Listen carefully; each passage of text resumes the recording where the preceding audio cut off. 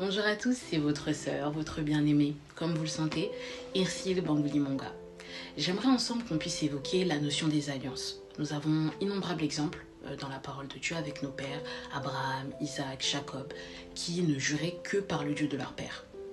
Notre père dans la foi, Abraham, avait cette conviction inégalable en cette alliance qu'il avait avec Dieu, capable de pouvoir donner ce fils tant attendu, bien aimé, pour respecter l'alliance qu'il avait avec Dieu.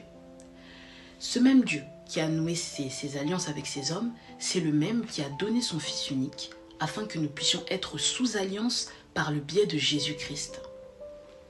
Donc sous cette alliance, il y a des directives, des obligations, et la Bible nous interpelle sur cela. On peut donner des exemples, la sanctification, la régularité dans la vie de prière, etc.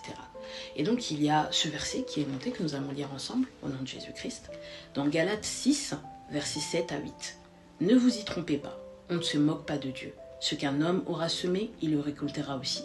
Et celui qui sème pour satisfaire sa propre nature, récoltera d'elle la ruine. Mais celui qui sème pour l'esprit, récoltera de l'esprit la vie éternelle. » Dans une autre version, à la place de la propre nature, c'est la chair, et à la place de la ruine, c'est la corruption. Aujourd'hui, nous avons décidé de pouvoir suivre Christ.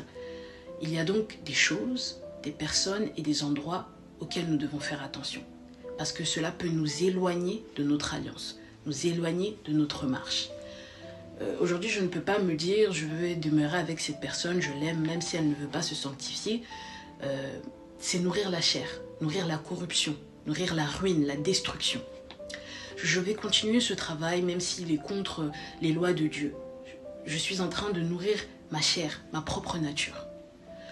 Aujourd'hui, nous allons en fait, c'est vrai, faire souffrir la chair, sortir de notre zone de confort, mais cette souffrance sera récompensée. Elle sera justifiée, parce que nous sommes en train de respecter notre part du contrat, qui est l'alliance divine, l'alliance sainte. Cette souffrance, elle n'est pas comparable à celle que notre Dieu a endurée pour nos péchés. Et ce Dieu qui est capable de pouvoir se donner lui-même ne va pas nous abandonner alors que nous sommes en train de le prouver notre amour par l'obéissance et le sacrifice. Il va nous accompagner. En fait, aujourd'hui, nous allons nourrir l'esprit et récolter la vie éternelle.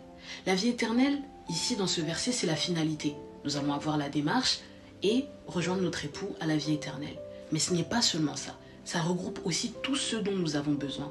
Ça veut dire qu'aujourd'hui, nous allons respecter l'alliance, nous allons nourrir l'esprit et les bénédictions vont précéder la vie éternelle. Ça veut dire qu'aujourd'hui, je vais nourrir l'esprit, cette guérison que je recherche va précéder la vie éternelle. Je vais nourrir l'esprit, aujourd'hui, ce mariage que je recherche, cet enfant que je recherche va précéder la vie éternelle. Je pense qu'aujourd'hui, nous avons saisi, mon frère, ma sœur, bien-aimée. Nourrissons l'esprit afin de récolter la vie éternelle.